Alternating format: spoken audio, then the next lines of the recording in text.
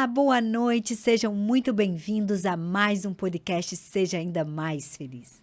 E hoje, gente, não sei vocês, mas eu tô mais feliz. Porque a Deise Dias tá aqui, dobradinha de Deise. Hoje a noite promete. Duas baixinhas, Deise não é fácil. Vocês se segurem aí, porque hoje o Neon vai tocar o terror na terra hoje. Hoje vocês se segurem. Deise, obrigada, viu, meu amor, por estar aqui mais uma vez, com esse conhecimento, essa luz toda que você tem, né?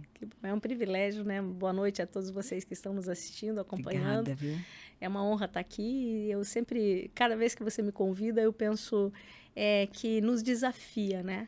Então, nos desafia a pensar, nos desafia a trazer pensamentos novos, nos desafia a encontrar novas sinapses.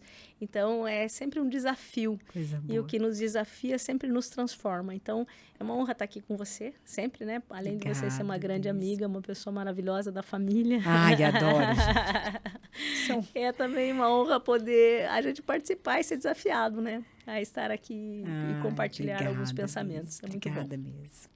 Muito Hoje bom. é uma noite muito feliz para mim ter você aqui. Que bom. Isso aqui de alguma forma é teu, esse lugar aqui. Me sinto em casa. Tua voz me sinto em aqui. casa. Me sinto em casa, de verdade, me sinto em casa. Ai, que delícia, isso é muito bom. Muito bom. E hoje nós vamos falar sobre...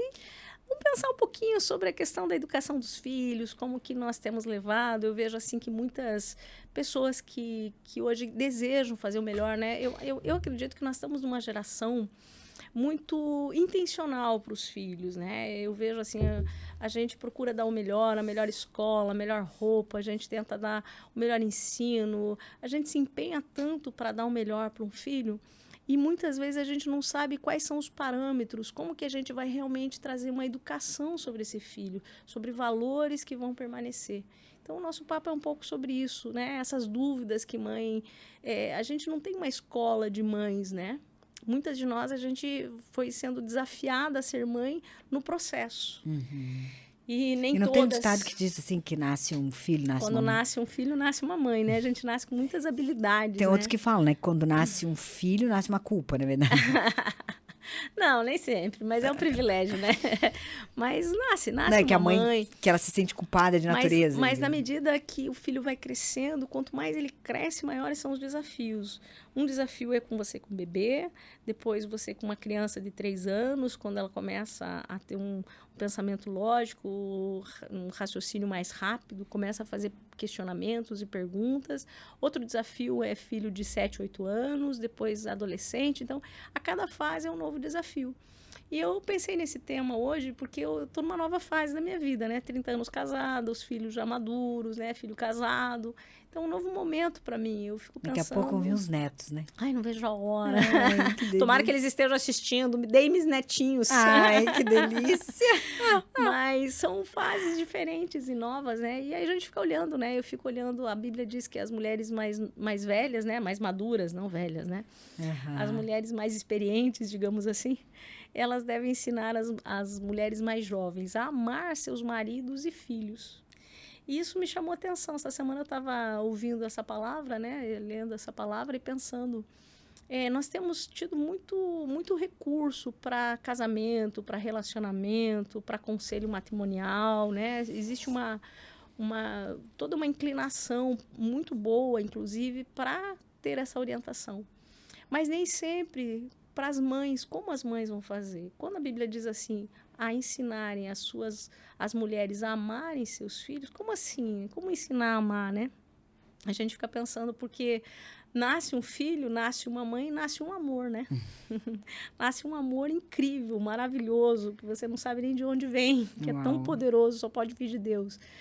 Mas não esse amor, só esse amor natural, instintivo, mas esse amor intencional. Esse amor intencional que sabe para onde está levando, como está conduzindo e qual o propósito de conduzir o seu filho. Então, eu vejo isso como um desafio. E eu mesma, né, na fase que os meus filhos eram pequenos, embora eu tivesse alguns conselheiros, a gente tinha a ausência desse conteúdo, né? Eu vejo essa ausência, essa lacuna de conteúdo. E aí vem o mundo com algumas filosofias, alguns pensamentos, e a gente não sabe para que lado que você vai, se segue aquele pensamento, se não segue. Existem alguns extremismos, né, que podem também ficar na dúvida, e aí, o que eu faço? Então, eu vejo a importância desse tema, porque eu vejo que é necessário, e tenho visto muitas mães com um desejo profundo, real, sincero, honesto, em fazer o melhor para o seu filho, mas muitas vezes não tem uma orientação. É verdade. E assim, ó, eu vejo assim, olha, que essa questão da intencionalidade, né? Deus é intencional. Deus é intencional. E a gente precisa ser. E esses dias, que engraçado, coincidentemente, esses dias eu estava conversando com o Mário e estava contando bem do seu exemplo. Falando assim, olha, eu aprendi com a Deise que ela sustentava os filhos dela numa mesa e começava a fazer perguntas. E quando eles vinham com respostas enlatadas, né? Comuns que qualquer pessoa daria, ela dizia assim, não, elabora melhor isso aí, né? Você é melhor do que isso, elabora melhor. E quando eles traziam realmente uma resposta, uma coisa que realmente eles pensaram, você dava um bis, né? Mas essa é uma característica. Mas eu vejo assim, olha, o quão é importante você ensinar aquela criatura a pensar. Porque assim, ó, a questão, né, do valorizar, de você entender quem você tem. É que as mães, muitas vezes, embora elas amem profundamente seus filhos, elas acabam fazendo com que eles sejam menor do que são, né? Não conseguem valorizar o potencial que existe dentro de uma criança. Eu tenho um pensamento, assim, comigo que... um pensamento não, eu tenho uma base bíblica para isso, né? Que os filhos, eles são do Senhor, eles vêm do Senhor, né? Antes de eu querer gerar, ou tentar fazer com que os filhos fossem igual o pai, igual a mãe, ou qualquer expectativa que eu pudesse ter, eu não tenho domínio sobre isso, mas só Deus tem. Então, por exemplo, eu demorei muito para ter filhos, né? Eu não podia ter filhos. E não adiantava a minha busca, não adiantava a procura médica, não adiantava minha expectativa. Tinha que ser no momento em que Deus pudesse dar. E aí eu entendo que Deus, ele tem um tempo certo, um local certo, a família certa. E quando Deus manda um pacotinho, um pacotinho preenchido, completo. Esse pacotinho já vem com uma identidade, já vem com potencial, já vem com um propósito. Mas nós temos que aprender a desembrulhar isso, a enxergar a beleza nisso. E quando você faz uma criança ir além, a raciocinar, a pensar, você descobre poços profundos, maravilhosos. Então, uma criança, ela tem sempre muito para dar, né? Uma criança, um adolescente, um jovem. E, às vezes, a gente se contenta com enlatados, né? Eu usava essa expressão para eles, que é aquela coisa pronta, né?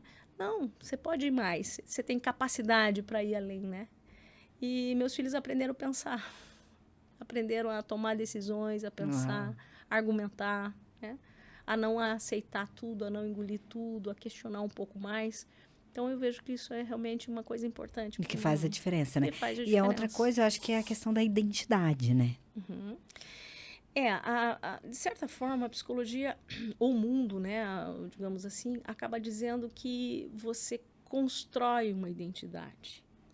E eu sou contra essa tese. Eu não acho que a gente construa uma identidade. Eu acho que a identidade, ela existe. Você constrói uma personalidade, você vai formar um caráter, né? Mas o temperamento, ele é nato. Você pode moldar esse temperamento e ele pode ser moldado.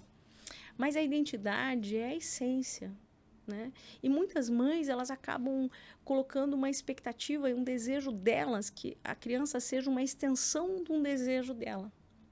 E essa criança acaba não sabendo quem é.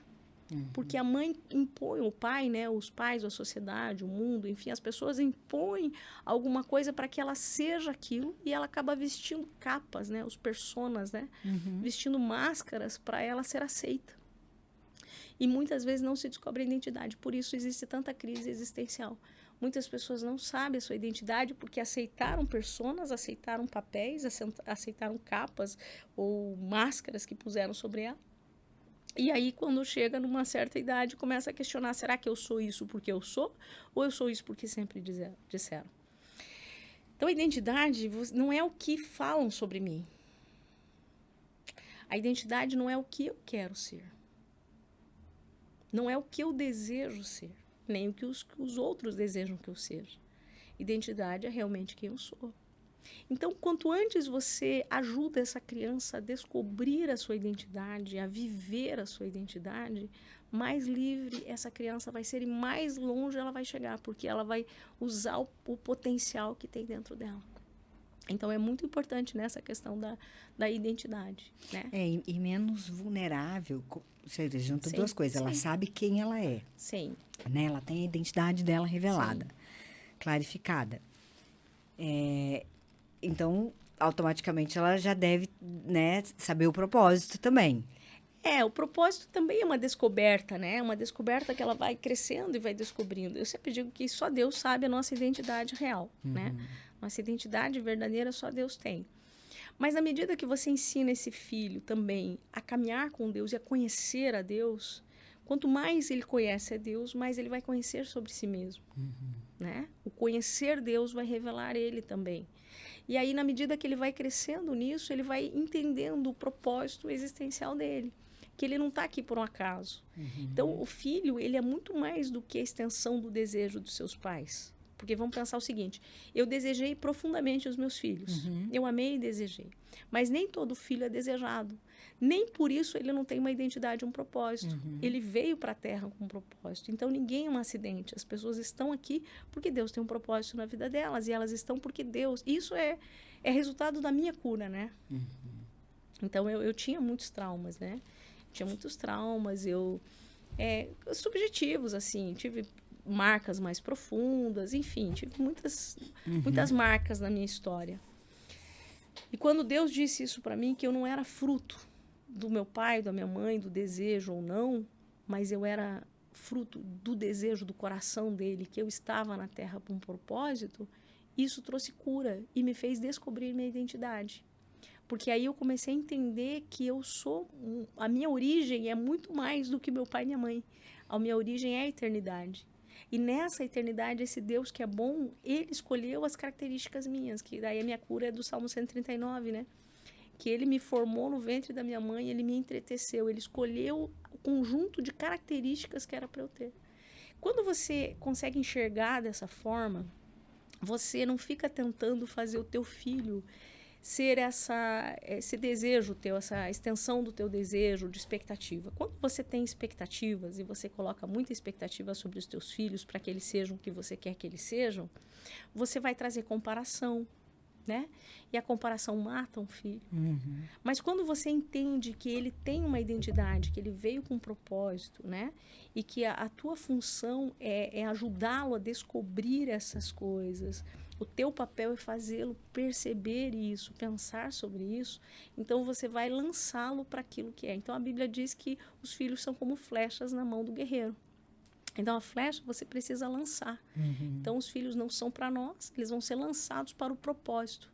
Não só para o mundo, mas para o propósito que Deus tem para eles. Ainda que seja muito diferente daquilo que eu penso. Mas Deus me capacitou como mãe para levá-los a esse propósito. Uau! Né? Então, isso é uma coisa interessante para se pensar, né?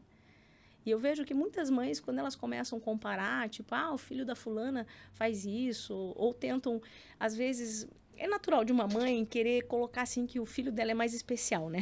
Toda mãe tem isso. Não, mas olha o meu vai...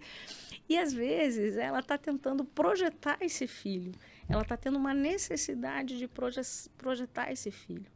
Não que isso não seja bom, mas às vezes ela quer projetar mais do que o que ele é. E ao invés desse filho ficar feliz, muitas vezes ele se sente constrangido por essa mãe estar expondo ele de uma forma que para ele não é verdadeira. Que para ele aquilo não faz tanto sentido. Não sei se entende. E para a mãe ela está querendo só provar, porque ela quer que ele seja aquilo. Então ela está tentando fazer com que ele seja a extensão de um desejo dela. Então, filhos, na verdade, é um desafio porque eles vêm de uma forma mais, como que eu vou dizer assim, crua, né? Que você vai moldar, mas ele vem com uma essência pronta. Mas vem pronto, né? Minha mãe já falava isso. É descobrir, é cavar essa rocha para achar fazer essa lapidação correta para que ele brilhe, né? Então, não colocar eu naquilo, mas eu descobrir ele e trazer ele para... E eu acredito que deve ser um desafio muito grande para a mãe, principalmente, né? Porque é um misto, assim, de que aquilo te pertence. Sim. né? Sim. De que é meu, e aí se é meu, eu faço o que eu quero. Aí começa o princípio, né? O primeiro princípio é entender que não é nosso. Né? Então. Que é muito difícil para uma mãe entender isso, porque veio a partir dela, né? Exatamente. Então, nasceu dela. Então, essa questão de dizer assim, não é meu, né? É muito difícil. Eu tive um entendimento, né? Cedo ainda, de que está comigo, está por um tempo e para um processo, está para que eu pudesse lapidar para enviar, né? Isso para mim era muito claro no meu coração, mas muitas mães têm como posse. Talvez o meu sentimento tenha sido mudado quando eu tinha o Natan com 3 aninhos e ele sofreu um acidente, ele caiu de 4,5 metros de altura, com traumatismo craniano. E eu tive muito prestes a perder realmente o meu filho, né? Pela medicina, estava desenganado, né? Com um coágulo e tal. E ali eu fiz uma entrega. E eu acho que essa entrega, eu acho que eu desapeguei muito, eu entendi, sabe? Eu entendi que era do Senhor. Que eles não são teus, e eu né? entreguei porque eu tinha certeza que o Senhor ia levar. Eu não tinha nenhuma... O meu testemunho é meio estranho, porque toda mãe, alguém que vai dar um testemunho diz assim, eu cria que Deus ia devolver, eu tinha certeza. Não, eu tinha certeza que o Senhor ia levar.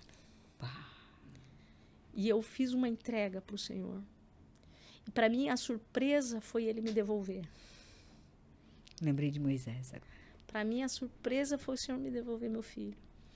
E a partir dali, naquela experiência com Deus mesmo, que foi muito profunda e transformadora na minha vida, naquela experiência eu entendi que não era meu, que só estava comigo, e eu entendia que eu tinha um tempo.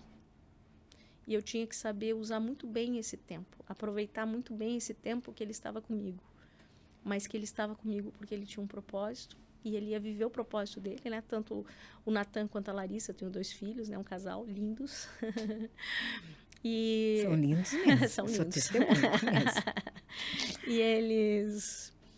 E aí, então, eu entendi que eles estavam comigo, mas que eu tinha só um tempo, né? E eu acho que essa também é uma consciência que uma mãe tem que ter. Ela vai ter um tempo de participação e depois ela vai ter que entregar, né? As mães geralmente não entregam, né? Algumas mulheres... O Natan casou faz 5 meses, eu acredito, acho que faz isso.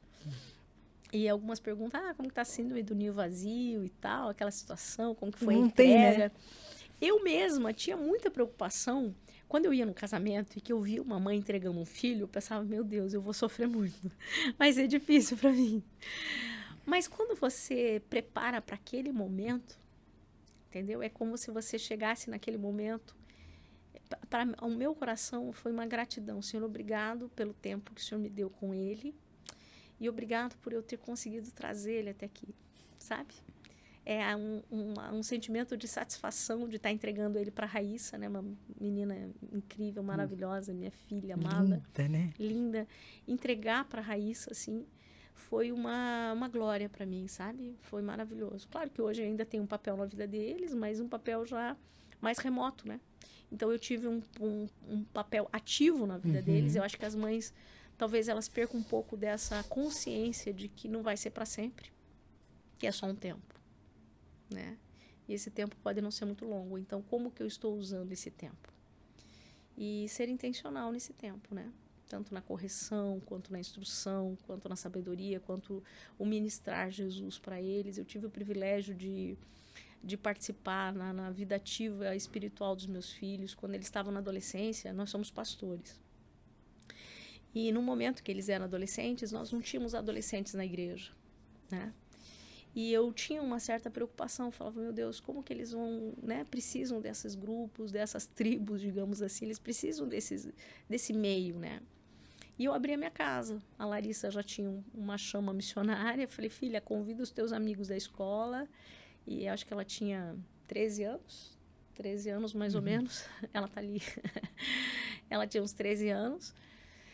E eu falei, filha, traz os teus amigos e vamos. E aí comecei a fazer retiro para eles e me envolvi, me doei 100% para aquilo ali e via o crescimento espiritual dos meus filhos. Porque outro engano é que às vezes pais cristãos, eles acham que os filhos já nascem cristãos.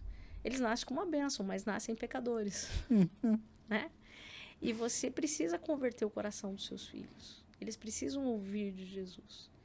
E eu tive o privilégio de pastorear, não só de ser mãe, mas de pastorear a vida dos meus filhos. Não só dos meus filhos, mas dos amigos dos dos filhos. Meu, que tremendo. E é maravilhoso, porque todos os amigos que passaram na adolescência, na vida deles, me amam e são amigos, né? São pessoas que têm maior carinho, assim, eu tenho maior carinho com eles. Que tremendo. Porque eles vieram para minha casa, fiquei anos com a minha casa aberta, toda semana, ministrando na vida deles, pregando para eles, levando para retiro, batizando com o Espírito Santo. Vivi experiências tremendas, batizei, eu não tenho nenhum número de quantos adolescentes eu batizei, Uau. que eram amigos deles, batizar nas águas, sabe? Então, foi uma experiência tremenda. Com os dois, né? Tanto com a Larissa quanto o Natan, assim, foi maravilhoso ministrar salvação, ensinar, instruir o caminho, mostrar, não só falar, mas ser exemplo também para a vida deles, porque os filhos, eles aprendem muito mais com o exemplo do que com as palavras, né? Isso é comprovado. Então, buscar, eu lembro uma experiência que eu tive com o Natan, que foi muito interessante, foi muito gostosa para a minha vida, que o Natan foi batizado com o Espírito Santo num retiro, ficou tomado pelo Espírito Santo. Mas daí o Natan, adolescente, né? Andou dando umas escapadas e tal. E aí ficou meio frio. E um dia eu estava orando no quarto e eu estava sozinha, eu estava orando em línguas ali no quarto e ele, não sei se ele escutou, mas entrou no quarto.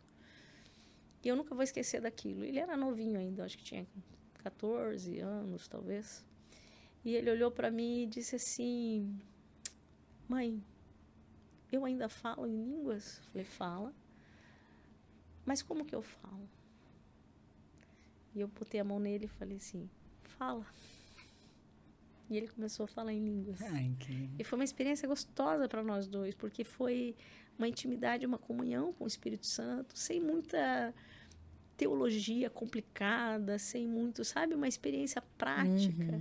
Então, os nossos filhos, eles viveram muito ministério com a gente, né? Tanto comigo quanto com o Gil. O Gil, uma pessoa sensacional, também um exemplo de vida, né? A conversão do Natan se dá com a vida do Gil, né? O Natan, ele teve um dia que o Natan aprontou, saiu, bebeu, um adolescente, nunca tinha bebido, o Gilberto nunca bebeu na vida. Eu não vou contar todo o testemunho, que é muito longo, mas ele aprontou, saiu, bebeu, e naquele dia ele chegou bêbado em casa, foi a única vez, a primeira e única vez. Que idade ele tinha? Ele tinha 15 anos. 15 anos. Foi uma fase delicada da vida do Natan. E aí ele chegou em casa bêbado e tal, e eu chorando. Foi uma situação terrível para o nosso coração. E o Gil começou a chorar muito. E eu não sabia se eu estava tão mal pelo Natan ou pelo Gil. Eu acho que eu estava mais pelo Gil, assim, sabe? Aquilo, ver aquela decepção no Gil foi algo, assim, muito, muito terrível para mim. Porque o Gil, um filho exemplar, um homem exemplar, nunca... Meu Deus, o Gil é um exemplo de vida, sabe? E quando eu vi o Gil chorando, assim, aquilo mexeu muito comigo, sabe? Eu fiquei muito... ele não merecia aquilo, sabe? E ao mesmo tempo com compaixão do meu filho, com medos, né? Temores que você tem. Será que ele está escolhendo o caminho errado? Tantas coisas que passam no nosso coração. E era noite, era de madrugada já. Eu peguei e subi, nós tínhamos uma casa de 2 pisos, eu dormia lá em cima. E o Natan ficou com o Gil ali, e de repente o Natan vomitou e caiu naquele vômito, e foi uma coisa horrível. E aí depois o Natan me conta, né, que daí o Gil foi, pegou um colchão, pegou um travesseiro, trouxe ali para onde estava o Natan, pegou o Natan no colo, limpou ele, colocou ele deitado e passou a noite de joelho orando. Quando o Natan acorda, tipo, depois que passou um pouco o porre, ele vê o pai dele orando e ele vê no colchão, cobertinho. Ele pensou: meu pai sempre falou do amor de Deus, que é a graça é imerecida. Hoje eu conheci a graça. Uau. Meu pai podia ter me dado uma porrada, me xingado, me expulsado, me batido, podia ter feito tanta coisa. Meu pai me amou, me limpou, me carregou e ficou do meu lado, me amando. E o Natan acordou convertido. Uau. Convertido, porque ele falou assim: eu vi o amor de Deus no amor do meu pai. Incrível. Então, muito mais do que falar, né? A gente sabe que tem muitos pastores que às vezes os filhos não estão, mas não é o falar, é o viver, né? É a prática da vida, é Cristo na vida. Claro que nós somos imperfeitos, somos errados, Outra coisa que eu aprendi, né, com o Dr. Augusto Cury, que foi muito bom para minha vida, né, no momento de educar filhos, que é o pedir perdão, né, o reconhecer quando você erra, de você ir contar, falar, olha, eu errei, eu me passei. Então, são princípios, são coisas pequenas. Tipo, não é porque eu sou o pai ou a mãe que eu não posso pedir perdão, que eu não erro, né? Descer no nível do filho, sabe? Então, muitas coisas que a gente precisa colocar em prática, sabe?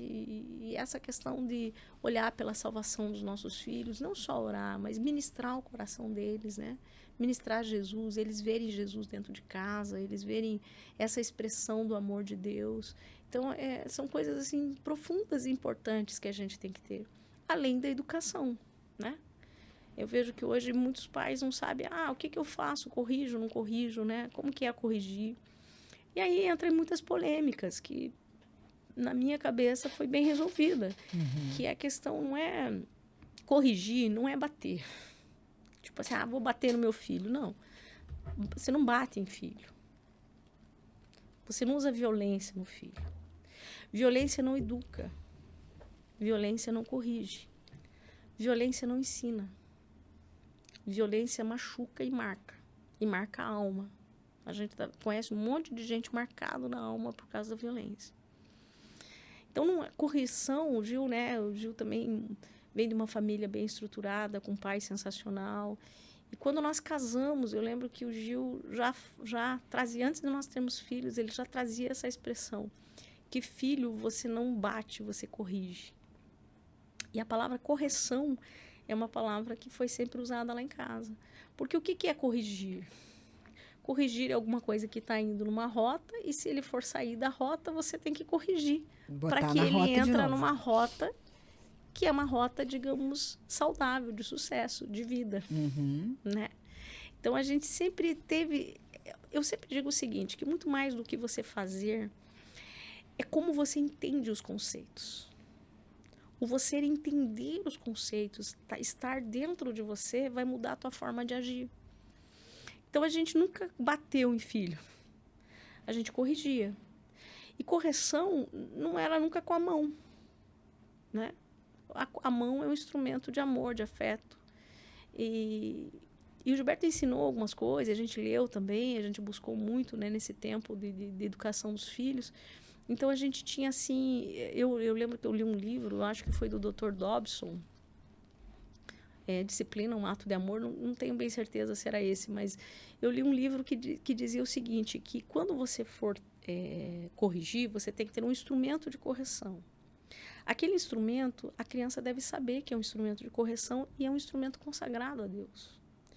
Que você não vai usar de qualquer forma, em qualquer maneira, em qualquer lugar. Então, tipo assim, eu não sou a favor de uma mãe, um pai que corrige com chinelo.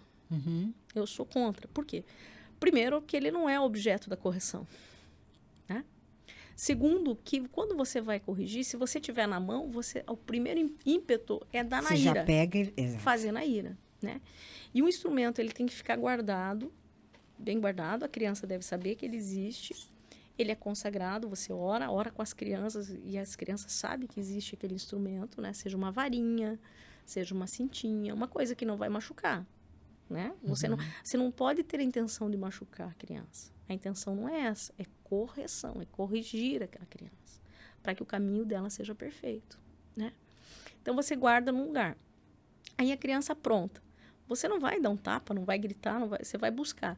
Os segundos, aí o Dr. Cury fala, né, que os segundos, os minutos que você tem, 30 segundos, na verdade, é o suficiente. Os 30 segundos que você leva para pensar... Já foi suficiente para abrandar a ira. Você consegue fluxo no teu cérebro e você não vai fazer de uma forma impensada. Então, isso foi muito poderoso na nossa vida. É uma coisa que parece tão simples, Pois né? Mas era incrível, porque eu deixava sempre guardada no nosso quarto. Então, no meu quarto ficava o instrumento da correção, que no meu caso era uma cintinha molinha que a gente tinha, né? Abençoadinha lá. E ela ficava guardada. Então, quando acontecia, no tempo que eu ia ter que buscar, eu já ia intencional pensando, eu tenho que saber o que eu vou fazer. Outra coisa que a gente estipulou, a correção era sempre no quarto deles, das crianças. Então, ou no quarto da Larissa, ou no quarto do Natan, né? Quem levasse a correção. Quando eu ia buscar, eu já sabia que antes de corrigir, nós íamos ter que conversar. Então, nós conversávamos longas conversas sobre o que tinha acontecido, por que tinha acontecido, trazer a consciência. Eles sempre receberam a correção com muito amor. Meus filhos eu nunca precisei correr atrás dos meus filhos. Nunca. Eu ficava sentada esperando até o momento que eles viessem, eles vinham, a gente conversava sobre aquilo, pontuava, entendia. E aí tinha uma consequência. Então, a correção era uma consequência de uma desobediência. Geralmente, por uma desobediência, né? Então, existiam regras claras, que é uma coisa que também, às vezes, um filho às vezes apanha, leva um tapa, né, de desajeitado, uma chinelada. Ele nem sabe por que ele está levando. Porque ele nem conhecia as regras. Então, as regras, os acordos, os combinados devem ser claros. Olha, você pode fazer isso, mas isso você não pode fazer, você não pode ultrapassar, você não pode mentir, você não pode gritar, você não pode brigar, você não pode bater na tua irmã, você não pode... Entendeu? Existem regras, né, que você tem que ficar claro. Então, quando eles iam levar as correções, eles já sabiam que eles tinham extrapolado uma regra. E por ter errado na regra, não ter obedecido à regra, tinha uma consequência. E a consequência era a correção. E a correção era 1, 2 ou 3. Não era para esvaziar a ira. Não era para eu me sentir melhor. Uhum. Entendeu? Correção não é para isso. Correção é para o teu filho. Então, quantas vezes, às vezes eu estava irada. E eu ia para o quarto e dobrava o joelho e pedia graça de Deus, sabedoria, até eu me acalmar, para depois vir dar a correção. Porque a correção não é para mim, é para ele. E eu tenho que estar bem equilibrada para poder dar a correção. E aí, depois do acordo, depois da conversa, às vezes demorava, às vezes não, às vezes era mais prática. Eu esperava eles liberarem. Fico imaginando quando o filho é cheio de argumentos, assim. A Larissa era incrível. As negociações com a Larissa eram intermináveis. Então, exatamente. E assim, a gente não corrigia enquanto eles não liberassem. E a correção sempre era no bumbum. Então, eles tinham que virar, ficar, né, deitadinhos, ou virar o bumbumzinho e liberar. Então, eles tinham que fazer o sinal positivo que a gente podia corrigir. E o acordo sempre era acordado antes. 1, 2 ou 3. Uhum. Então, nunca era mais que 3. Então, por quê? Ah, não, vamos pensar o seguinte, depende do nível, era 1, 2 ou 3. Porque não é o ato do colocar ali, é o entendimento da consequência. Não sei se dá para entender. Sim, assim. Claro. Não é para machucar ou para dizer que doeu. Né? Meus filhos, graças a Deus, eu não lembro de ter deixado nunca marcado. Não, né? Graças a Deus, a Larissa está ali para confirmar. Dei uma olhadinha até, falei, vai que né. Nunca ficaram marcados. Eram 1, 2 ou 3. É trazer justamente a consciência. Exatamente. Da correção. E a Larissa era negociadora, né? Porque, meu Deus do céu, a Larissa, então, a gente conversava, negociava, até a hora dela virar, né? Tinha que ter uma paciência também para isso. Aí, quando ela virava, então a gente ficava esperando o sinal. Aí, às vezes, ela fazia o sinal dela. Não, espera só mais um pouquinho, tem mais uma coisinha. A gente segurava, parava. E, às vezes, muitas vezes, eu e o Gil, dava vontade de rir, dava vontade de crise de riso, gente. Não, imagina. Porque a gente não aguentava as negociações dela, sabe? Porque ela, não, mais um pouquinho, mas e se... O Natan já era mais prático. Ele pegava uma toalha, mordia a toalha e fazia o sinal, assim, pode ir. Mas, assim, não ficou marcas, né, dolorosas dos nossos filhos. A gente fez sempre isso com muito amor, sempre eles entendendo que era pro bem deles, né? Teve uma experiência muito interessante com o Natan. Eu acho que tu falou a chave. A chave é eles entenderem aquilo ali, né? Uhum. Não é simplesmente assim, como castigo. Eu desobedeci, agora eu vou ser castigado. Não é um castigo, é o que você falou. Existe uma diferença muito grande entre correção e castigo. Né? E castigo. Porque se eles entenderem isso, eles entendem que é pro bem deles. Exatamente. Mas tem que ser coerente, porque eu não posso dizer que é pro bem deles e soltar minha ira em cima. Exatamente. Que daí eles vão dizer, não, tá sendo para soltar ira. Uhum. Então, por isso que é todo um desafio, mas é sabedoria de Deus, né? Eu vejo que foi muita sabedoria de Deus, né? E hoje eu converso com os meus filhos sobre correção, eles são muito, assim... gratos, assim, né? Até o Natan, a Larissa foi bem menos, né? A Larissa menina, tal, não aprontava muito, muito obediente. Eu acho que ela tinha medo daquela negociação também.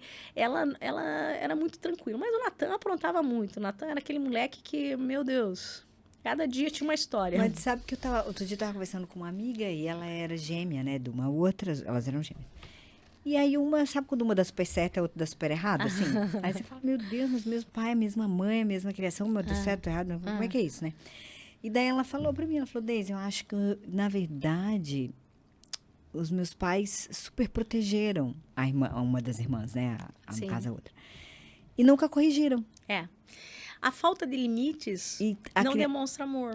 Muito pelo contrário, né? A criança entende aquilo como um abandono. Deus, na verdade, ele diz que ele corrige e castiga todo aquele que ele ama, né? Que o amor para Deus, ele tá ligado a essa correção. Porque se eu amo, eu quero ver você bem. E eu quero ver você no caminho correto. Exatamente. Entendeu? Então, eu preciso corrigir a tua rota. Um amigo bom é aquele amigo que te fala a verdade, que não deixa você fazer tudo o que você quer. O bom amigo é aquele que é sincero, honesto e que te ajuda no teu caminho. Porque se você está saindo, e nós saímos muito fácil das rotas. Todos nós, em todo tempo. E uma criança muito mais. Então, se a criança não conhece os limites, não entende que existe um caminho reto, nem todo caminho é certo. Existe um caminho reto e um caminho seguro. Se ela entende que nós estamos conduzindo ela para o caminho seguro, ela se sente muito amada e protegida, entendeu? Então, a correção, ela é uma forma de amor e proteção, né? Mas teve uma situação do Natan que... Algumas, né? Mas uma agora que eu tô lembrando é que quando ele tinha uns 6 aninhos, mais ou menos, a gente entrou numa lojinha dessas de R$1,99 e eu entrei meio com pressa para pegar umas coisas para casa, nem lembro o que era. Quando eu cheguei no caixa, veio um segurança bem grandão, assim, né? E eu calarice com o Natan, mas tá, passando minhas coisas. O segurança, não entendi. Aí falou assim, moça, teu filho roubou. Cara, quando ele falou isso, me deu um desespero, né? Falei, como assim meu filho roubou? 6 aninhos, né? Falou, olha no bolso dele. E ele tinha pego um bonequinho de plástico. Quando eu olhei aquilo, foi um misto de tristeza, decepção, vergonha, né? De vergonha, pedi perdão, paguei o brinquedo, nem levei.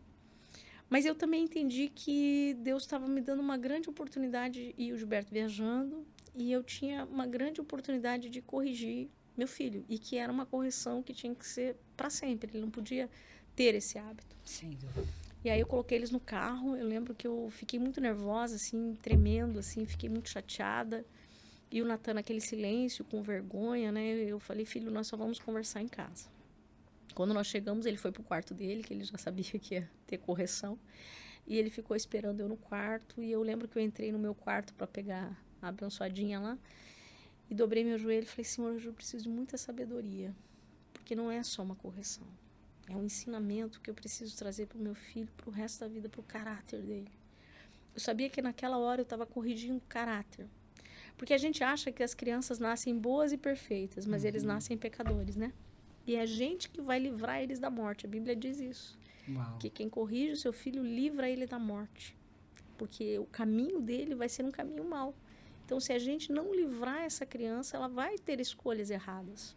Ela ficar por ela mesma, ela vai sempre assumir posições erradas. E aí eu dobrei meu joelho, pedi muita sabedoria e graça para Deus. Falei, Senhor, me ensina como que eu devo fazer. Aí fui. Eu sempre ensinei meus filhos a ler o Provérbios do dia. Eles têm esse hábito. Os dois têm esse hábito. A Larissa, até hoje, eu acho que ela lê o Provérbio do dia. E eles sabiam, porque aquilo ali é o caminho da sabedoria, né? E aí eu saí, conversei com ele sobre isso, conversamos sobre o provérbio, conversamos sobre o que ele tinha feito, ele entendeu, ele já estava chorando, já estava arrependido. E aí eu falei para ele, falei, filho, saiba o seguinte, eu te perdoo e Deus te perdoa. Sempre que você errar, sempre, filho, em qualquer situação, e você se arrepender, Deus vai te perdoar. E eu abracei ele chorou e ele ficou aliviado. Daí ele olhou para mim, daí eu falei, agora você vira. Ele falou, mãe, mas você me perdoou. Eu falei, sim, filho. Sempre vai ter o perdão, mas sempre tem consequências. Os teus erros sempre vão ter consequências. E aí eu corrigi ele com 3 aquele dia. E eu sei que ficou uma lição na vida do Natan sobre as consequências. O perdão, o amor de Deus, incondicional. Mas as consequências. Então, sempre que você tomar escolhas erradas, Deus vai te perdoar, mas você vai ter que arcar com consequências. Então, isso é uma das experiências que a gente vai tendo, né? De ensinando essas crianças, de mostrando, de livrar da morte mesmo, né? Foram milhares. Com o Natan eu tive muitas experiências, muitas. O Natan me ensinou muito a ser mãe. Mas a última correção do Natan, para você ter uma ideia, ele tinha uns 14 anos. Uau! Eu tinha quebrado a minha perna, tinha feito uma cirurgia, tinha tido um acidente na perna e fiquei uns 4 meses de cadeira de roda. E eu estava de cadeira de roda. E ele fez alguma coisa que ele mentiu. Eu não lembro bem o que era a cena, mas ele mentiu para mim. Ele falou que ia sair com um amigo, não saiu, falou que não ia sair, não lembro o que era, mas ele mentiu. Lembro que era uma mentira. E eu descobri. E aí ele, meio quieto, meio assim, né? Sabia que eu tinha descoberto. Falei, senta aqui, vamos ler o provérbio de hoje. Ele, 14 anos. Eu sou pequenininha, né? Natan é grandão. Natan já era grande, já era forte, já era saradão, assim. Natan sempre foi mais forte, né? Aí sentou do meu lado, meio rindo, meio sem graça, tipo, né? Tipo, mãe, eu já sou um homem, né? Tipo, pensando, né? E aí nós conversamos, leu provérbios, falei, o que você entendeu? Ele meio rindo, tipo, mãe, tipo, era coisa de criança, né, mãe? Mas ele foi entrando na brincadeira e foi vendo que o negócio era mais sério, né? Conversamos sobre aquilo, ele entendeu, aí ele se emocionou um pouquinho, falou, mãe, me perdoa, eu sei que eu errei. Falei, muito bem, meu filho, eu te perdoo. Mas qual que é a outra lição que a mãe te ensinou? Que tem consequência. Aí ele deu tipo, ele riu assim, tipo, não acreditando, né? Tipo, tem uma consequência. Eu falei, Aí ele falou, você vai me corrigir? Eu falei, o que você acha? Se você fosse a tua mãe, se você estivesse no meu lugar. Aí ele me olhou mais sério e falou, eu corrigiria. Eu falei, então eu vou te corrigir. Só que eu não podia buscar a cinta, né? Eu falei, vai lá, pega ela, você sabe onde ela tá. E ele foi, e eu não estava acreditando que ele ia fazer aquilo. E ele trouxe a cinta. E nós fomos no outro quarto, que eu não podia subir a escada. Quarto de visita. Eu fui na cadeira de roda, e ele foi na minha frente, e ele deitou na cama, meio rindo, meio achando engraçado, meio sem graça. E eu peguei e dei 3 cintas na bunda dele.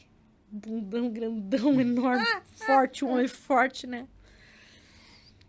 E quando eu dei a terceira, ele chorou. Não porque era forte. Eu chorei e ele chorou.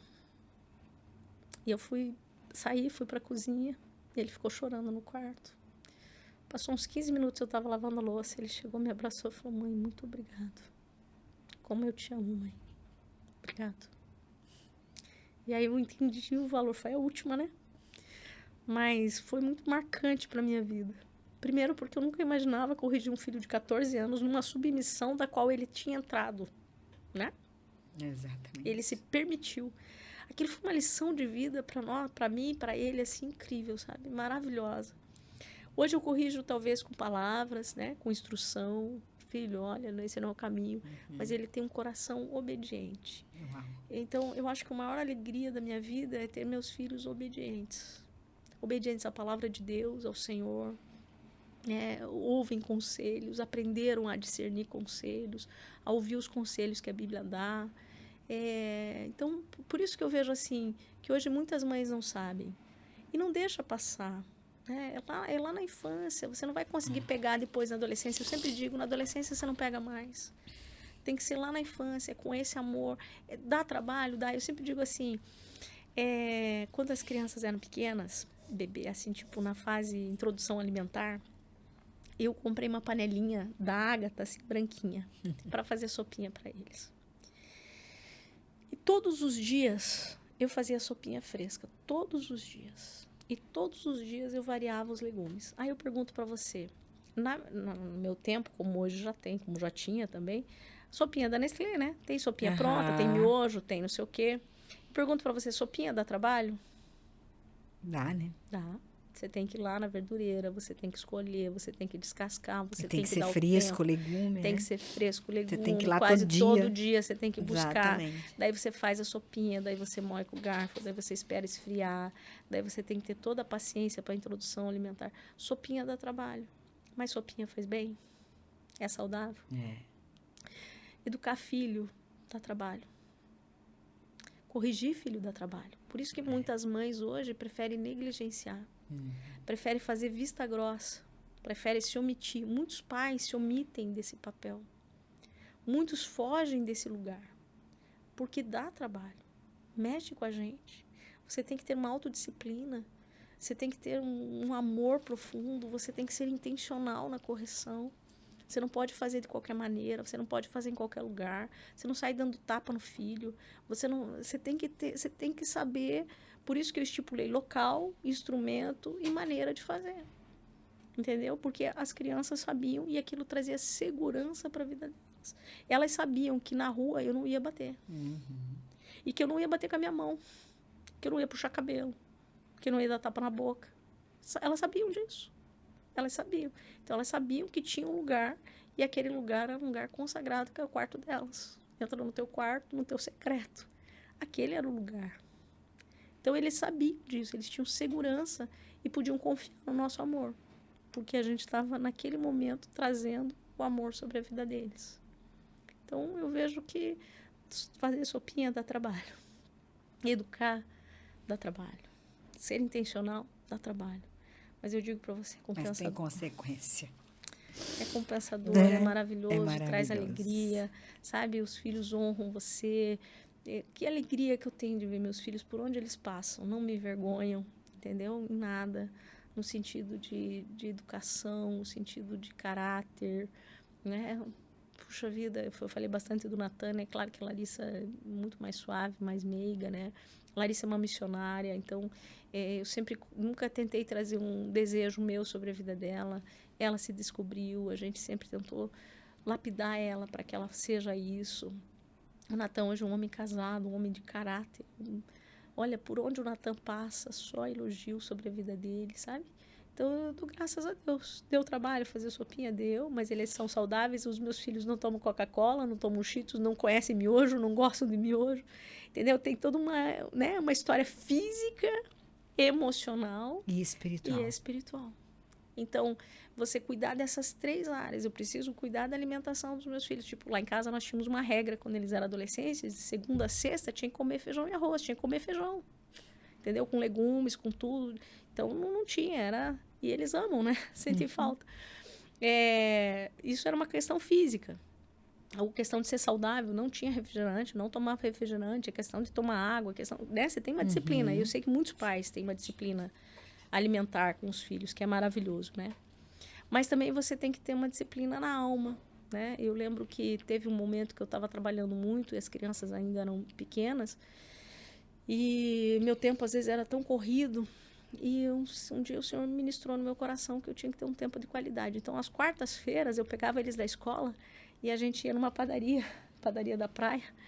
E eles escolhiam o que eles queriam. E ali a gente conversava, a gente tinha um tempo. E aquilo foi tão saudável para a nossa alma, foi saudável para mim. Não tinha sentimento de culpa, porque as mães se culpam muito de não dar tempo aos seus filhos. Então, tinha um tempo de qualidade. Ache uma hora para estar com o seu filho. Não é quantidade, é qualidade. Não é quantidade, é qualidade, entendeu? Olhe nos olhos. Você está com o teu filho, não mexe no celular. Não olha na TV, não é com ele, é sentar, né? Eu tenho o privilégio de sentar na mesa com os meus filhos hoje mais maduros, os dois, né? Seja um ou outro. A gente sentar, conversar de assuntos mais profundos, tanto a Larissa quanto o Natan, a gente abre o coração, conversa. A minha norinha é linda também, a gente conversa bastante. Que delícia. Então, isso é hábito, de qualidade, de você entender, olha, esse tempo é um tempo que eu estou dando para você. Tudo é importante, mas você é muito importante na minha vida. Então, eu vou te dar essa hora, é tua, é para você. Então, isso supre muitas necessidades da alma, né? E espiritual, ministrar mesmo, pastorear o coração do seu filho, né? Mesmo que você não seja pastora, mesmo que você não seja pastor. O pastorear, o entender que não é só orar, é ministrar, ensinar, não delegar para a igreja, não achar que é a igreja que tem a responsabilidade de ganhar seu filho para Jesus. Não é a igreja, é você. Entendeu? Não é a igreja que vai ensinar ele toda a palavra. É você. Você tem a prioridade é ensinar a palavra para o teu filho. Meus filhos amam a Bíblia. Os dois, eles são apaixonados pela Bíblia. São ótimos de Bíblia, são maravilhosos, mas eles aprenderam a amar a Bíblia. E não foi na igreja. Foi em casa. Entendeu? Então, isso a gente precisa pastorear o coração dos nossos filhos, precisa converter o coração dos nossos filhos. Não brinque com a conversão do seu filho. Não ache que seu filho, só porque ele nasceu e vai na igreja, ele é convertido. Leve isso a sério. Tem um momento de ministrar na vida dos seus filhos. Eu tive um momento de ministrar na vida dos meus filhos a conversão, conhecer Jesus. Sabe? Se converter, se arrepender dos seus pecados. É importante, porque depois passa. A gente só tem um tempo. É verdade. Só tem um tempo. E depois não adianta querer tentar correr atrás, né? Não, aí depois é a consequência. Então, é isso que eu pensei. Eu falei, puxa vida, né? A gente viveu tantas coisas, tantas experiências, e tantas mães hoje não sabem como fazer. Por isso que eu pensei nesse tema para nós hoje, né? Tremendo. Deise, como é que fica a questão da psicologia positiva? E a psicologia positiva é muito boa, ela tem pontos maravilhosos, né? Eu concordo com muita coisa da psicologia positiva. A questão de você não soltar agressividade, de não xingar, de não falar palavras negativas, porque eu posso fazer tudo certo e ainda fazer coisas erradas com a minha linguagem, com a minha forma de agir, de não valorizar os pontos positivos de um filho, né? De não ser mais otimista. Então, existem muitas coisas que eu super concordo. Só não posso basear toda a minha educação em cima disso, entendeu? Porque tem a palavra de Deus, e a palavra de Deus é sábia, e é eterna. E é imutável. E como diz a Larissa disse hoje para mim, como que é, filha? Ela é literal. A Larissa, eu estava conversando com ela, ela falou, mãe, a palavra é literal. Então, ela é literal. Se ela está dizendo que você deve ensinar e corrigir com uma varinha, faça isso. Né? Não necessariamente com a vara, mas corrija o seu filho. Então, dê limites para o seu filho. Então, talvez seja uma linha um pouco perigosa quando eu quero só fazer a psicologia positiva, mas eu não entendo a questão. Por isso que eu disse, não é o bater, não é a agressividade, não é a força, não é a violência, não é o filho te enxergar como um monstro que vai vir para cima de você. Não tem a ver com isso. Mas é o corrigir, né? É um coração que está ali sendo ensinado. E bem o que você falou, né? Que é desde pequenininho. Tem uma amiga nossa, né, lá da igreja, que ela tem 4 filhos também. Igual a nossa Cat, né? E o pequenininho dela tem 3 para 4, acho que agora tá com 4, mas ele tinha 3 aninhos na época. E aí a moça que trabalha lá na casa deles viu era uma varinha assim em cima do móvel. Na verdade era um bastãozinho, aquele bastãozinho de cola, sabe? Ali em cima. E daí a mulher viu aquilo e daí, sabe essa coisa do mundo, né? Aí disse que ela virou e falou assim, o que é isso aqui? A mãe de vocês bate em vocês? Aí o pequenininho de 3 anos falou assim, bate não, de pipina. Isso mesmo. Hoje eu sempre digo, você nunca bate em criança, né? Você disciplina, então, né? assim, por exemplo, eu já vim de um lar cristão, né? De um lar cristão evangélico. Mas eu vi muita coisa errada, ok? Eu vi muita gente se baseando na Bíblia, mas totalmente fora do que a Bíblia está ensinando. Então, espancando o filho, batendo, vindo com violência, vindo com agressividade, soltando a ira, entendeu? Crentes. E aí eu vi toda aquela geração fora da igreja, porque se Deus é como meu pai, eu não quero saber de Deus. Né? Então, é essa questão, não é? As pessoas acabam usando a Bíblia de forma errada, manipulando a Bíblia de forma errada. Porque se você entender realmente o amor de Deus não vai te machucar. Não vai te ferir, não quer te matar, não quer te deixar sangrando. O amor de Deus quer te corrigir para que você vá muito mais além, para que você prospere e seja bem-aventurado na vida. Então, quando você traz a verdade, né? Então, essa é uma briga, né? Esse é um tema bem polêmico, Deise, e é por isso que eu tô assim, com desejo mesmo de aprofundar um pouco mais isso, porque eu vejo assim, hoje as pessoas usam a psicologia positiva e acham que a Bíblia não. Então, vamos deixar a Bíblia de lado. Não, você pode juntar naquilo que é positivo as duas coisas, entendeu? Sim, você tem que ter palavras de afirmação para o seu filho, você deve ouvir. Que, por sinal, a psicologia positiva tem lá na Bíblia, né? Tem, na verdade, claro. não há nada na Terra que não esteja lá, né? E, claro, o equilíbrio, o bom senso, né? Por exemplo, uma coisa que eu gosto muito da psicologia positiva são os acordos, né? Os combinados, né? Eles falam os combinados. Eu acho muito importante você fazer combinados. Quando eu falei das regras, os filhos estarem por dentro, né? O que a gente pensa sobre isso, né? Às vezes você não vai conseguir falar tudo. Então, por exemplo, com o Natan, né? Já existia uma ideia subjetiva de que não podia mentir, né? Ou não podia roubar. Vamos usar aquele exemplo do roubar. E ele foi lá e mexeu no que não era dele. Eu aproveitei aquele momento para trazer essa regra, deixar ela muito clara, né? Biblicamente, de quem ele era, de onde ele estava, que ele é um filho de Deus, escolhido por Deus, e que como Deus estava vendo ele, então ele não podia ser uma coisa ao contrário do que Deus desejava para ele, entendeu? Então você aproveita momentos para conciliar. Mas a psicologia positiva tem muita coisa boa. E eu concordo com muita coisa, sabe? Concordo com muita coisa. Agora, a gente tem que estar sarado também, né? Muita gente sofre porque revive. Quando está no momento dos filhos, ela está revivendo um trauma da infância. Então, por exemplo, assim, porque eu apanhei muito na infância, então eu não vou corrigir. Mas, você apanhou, você não foi corrigida. Entendeu? Você tem que ter a maturidade para enxergar hoje e saber lidar com isso. Eu conheço crianças, Deise, que nunca levaram uma correção. Nem por isso são ruins. Ainda não sei o futuro delas. Mas até onde eu tenho acompanhado, são crianças boas. Pode ser que funcione, entendeu? Eu contei a minha experiência, como foi para mim, seguindo a Bíblia, seguindo os princípios que eu tinha entendido, com o melhor que eu pude fazer. Né? Mas não tenho filhos traumatizados. Meus filhos não fogem, a gente conversa sobre isso, ri, brinca, a gente não tem problema sobre isso. Então, não ficou traumas nessa área. Mas talvez consiga fazer sem. Eu, no meu ponto de vista, eu acho que é importante, porque eu acho que é uma forma, primeiro, porque a Bíblia fala, e segundo, que é uma forma da criança entender aquele momento, né? Sem dúvida. Por exemplo, essa mãe que você falou, eu sei quem é, maravilhosa. Eu admiro demais os 4 filhos dela. Não fala que eu vou roubar dela. São lindos, maravilhosos mesmo. A família é linda, né? E você vê, ela usa o mesmo princípio que eu, né? A Cat usa o mesmo princípio, entendeu? Então, todas as pessoas que eu conheço... Que é outra família maravilhosa, né? Todas as famílias, até eu conversei outro dia com a Cat sobre isso. A Cat é minha sobrinha, tem 4 filhos também. E eu compartilhei com ela sobre isso.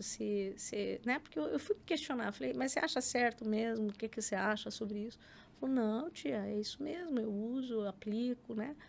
A Paola, minha sobrinha, todos que eu conheço que aplicam são bem-sucedidas, mas tem que aplicar de uma forma certa. Né? Exatamente. Forma certa. Esse que é o problema, né? Então, a questão assim, eu tenho um objeto, eu vou chamar meus filhos, vou dizer, olha, essa varinha aqui, pela palavra de Deus, ela é feita para corrigir vocês, ela é bênção, eu não quero usar ela fora de hora, ela vai ser usada só no momento que for necessário. Você vai explicar para a criança. Vai guardar no lugar que vai ficar guardado, né? Não pode ficar no teu bolso, na tua bolsa. Ela tem que ficar guardada. Por quê? Para você ter aqueles segundos para você entender o que você está fazendo. Exatamente. Entendeu? Tô num lugar, a criança aprontou, não tem. Não corrige. Corrige em casa. Nada de dar tapa, chinelada, bater, puxar cabelo, nada de fazer isso. Mas nem precisa, né? A criança já sabe. Ela sabe. E a criança sofre mais por saber que vai ter um momento da conversa do que necessariamente. Mas tem pai que faz isso. Tem pai que pega o chinelo, pega o sapato, pega não sei o quê, entendeu? Sempre que ele faz isso, ele está desequilibrado. Sempre. Sempre ele vai estar desequilibrado. Mas se ele tem a consciência de que ele vai fazer aquilo com temor e com amor... Então, por exemplo, o pai do Gil, ele tinha uma técnica. Eu admiro muito, é um homem muito sábio, né? E ele trabalhava muito. Meu sogro trabalhava em 2 empregos e cuidava de não sei quantas igrejas. Então, meu sogro ele era muito, ausente, porque ele não parava. Mas o tempo que ele estava, ele dava muita qualidade para os filhos. Só que como ele nunca estava em casa, então os filhos aprontavam. Ele tinha 2 meninos e eram levados.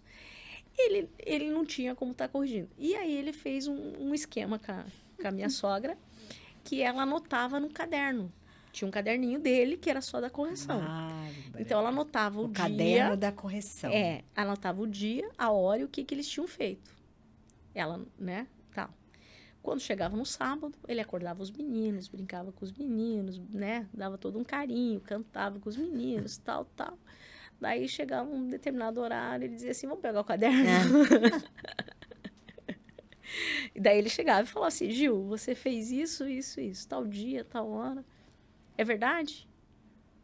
Aí... E como é que vai mentir, não né? mentiu, Mentir não pode. É verdade. Tá. Aí pegava o outro, tal. Então, vamos pra correção. Aí levava pro banheiro, corrigia os meninos. Os meninos choravam, gritavam. Aí saíam, ele esperava o tempo de chorar, que é uma coisa importante. Nada de criança engolir choro. Criança precisa chorar, expressar seus sentimentos. Depois da correção, dá o tempo que ela precisar para ela se refazer. Tem pai que corrige e já quer que pare de chorar. Não pode.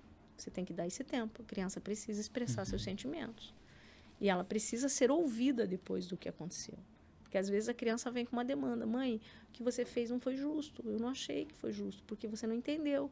E às vezes acontece. Corrigir errado. Aí meu sogro deixava eles chorarem. Aí vinha, orava com eles, dobrava o joelho, orava com eles, abençoava a vida deles. Abraçava eles e dizia, agora nós vamos ensaiar para cantar à noite na igreja. Chegava na igreja e dizia assim, hoje eu corrigi meus filhos, porque eu amo eles, mas agora nós vamos cantar um hino.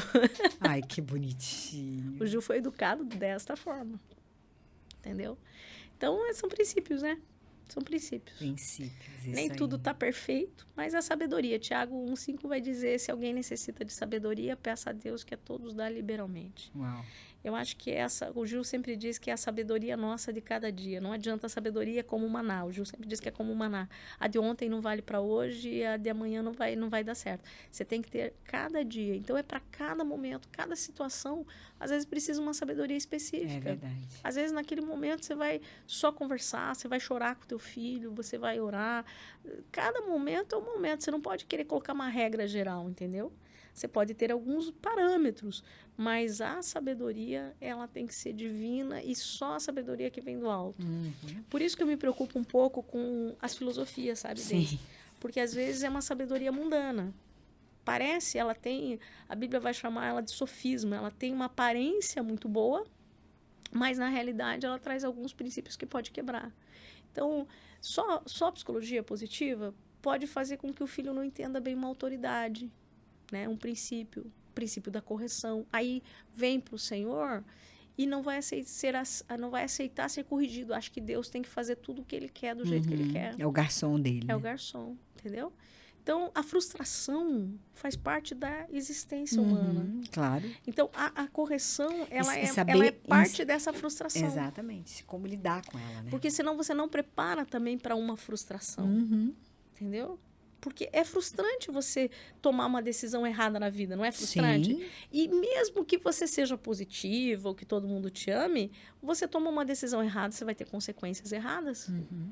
Vamos pensar, você investiu errado numa coisa. Você vai perder aquele dinheiro, ou parte daquele dinheiro, e não tem o que te evite essa consequência. Então, a correção faz parte de uma consequência, né? De uma decisão, de uma escolha errada. Sim. Mas lembrei de uma cena da consequência, cada vez que eu falo disso, eu lembro do Natan. De uma outra cena, eu disse, o Natan me deu muitas experiências. Nós morávamos num condomínio e eu falei para ele que ele não podia andar de bicicleta fora do condomínio, que ele só podia andar dentro do condomínio. Mas, lógico, o Natan sempre foi aventureiro e sempre tentou extrapolar as regras, né? E ele saiu do condomínio, foi andar lá fora, no morro. Vamos ver como que é o mundo lá fora. E caiu e se ralou todinho. Mas todinho, assim, de cima até embaixo ele se ralou. E ele começou a chorar no portão, porque ele ficou com medo de vir para casa e levar a correção, né? E aí a vizinha teve que pegar ele, a bicicleta toda quebrada, ele todo ralado, todo sangrando, e bateu na minha porta, a vizinha, né? E eu levei um susto, ela falou, eu trouxe o Natan porque ele disse que ele estava com medo de chegar em casa, até fiquei com vergonha, né? Aí, não, tá, né? Peguei ele, né? E ele com misto... Tu pensou, o que será que ele contou que eu sou, né? Não, e ele com misto de dor e medo, né? Ele com dor das feridas e medo de levar a correção, né? Aí levei ele, dei um banho, lavei as feridas dele, né, tal. Botei ele na cama E daí ele falou, mãe, você vai me corrigir? Eu falei, não. Hoje a vida vai te corrigir. Eu só vou passar água oxigenada em você. Ele gritava porque doía. Eu disse, consequência, meu filho. Você fez um pecado, você tomou uma decisão errada, teve uma consequência. Então, às vezes, não precisa nem você levar uma correção, entendeu? A própria vida vai dar uma correção. São ensinamentos, né? E a vida é assim. Não tem como fugir. E é mesmo, né? Você falou uma coisa errada, mexeu com alguém errado, não adianta, você vai ter uma consequência, depois você vai ter que resolver isso. Não, eu acho que a maior insanidade, assim, do mundo hoje é isso, né? É achar que eu posso fazer tudo, qualquer coisa, e que não tem consequência. E muita gente com Deus acha isso. Deus, aquela experiência do Natan lá do bonequinho, Deus sempre vai nos perdoar. Mas nós temos que assumir as nossas consequências, né? Então, isso é uma coisa séria. Eu acho que isso é uma coisa muito séria e que a gente vai ensinar esses valores dentro de casa. Que tremendo. Assim. Sempre é, não falei? Aí, ó. Falei pra vocês. Gente, vocês têm que espalhar esse podcast pra tudo que é mãe que vocês conheçam. Pai, mãe. Não é verdade? A gente vai tentar preparar, eu estou preparando um outro material mais profundo sobre isso, né? Hoje foi só um bate-papo mais leve. Mas eu acho que é importante, né? Busque sabedoria de Deus, busque conselho, busque a palavra de Deus, esteja em oração, mas entenda, o seu lar é o lugar onde você vai lapidar essa joia preciosa que Deus te confiou e não deixe passar, não tenta consertar só amanhã. Faça o que você tem que fazer hoje, sabe? Se você tem que educar teu filho hoje, eduque hoje, corrija hoje, converse hoje, dê tempo para ele hoje, porque o tempo passa muito rápido. Muito rápido. Quando você vê, seus filhos já estão voando, já estão longe. E quanto melhor você fizer esse teu trabalho, mais prósperos e abençoados eles serão na vida. Então, a correção é para isso, para que eles sejam prósperos e abençoados. Amém. Que bênção. Amém. Amém. Obrigada, Liz. Obrigada, sempre bom, é que eu digo, né? Volte mais vezes. Vamos estar. Sim. Vamos escolher uns temas quentes. Da criança interior. O próximo tema que nós vamos conversar vai ser sobre quando eu vou replicar na criança aquilo que eu não estou resolvido em mim. Uau. Muitas coisas eu não estou resolvido e eu acabo projetando na criança. Então, nós vamos falar um pouco mais desse conflito interior. Uau. Tá bom? Viu, gente? Não perca. Obrigada, Tá bom, Liz. querida. Obrigada a você por essa oportunidade. Deus abençoe uma honra. Poderosamente. Amém. Que te traga muitas vezes aqui. Amém. E um dia a gente traz o Natan e a Larissa para contar o que foi ser educados. Nossa, mas seria legal, né? Seria não, será? Então tá bom. Com certeza. Eles vão se apaixonar por eles, né? Eles são uns fofos. Vai ser bem legal. Tá bom, obrigada, querida. Gente. Deus abençoe Natan, vocês. Larissa, nós estamos esperando vocês. Desafiá-los. Uma boa noite para vocês e eu vejo vocês no próximo podcast. Até lá.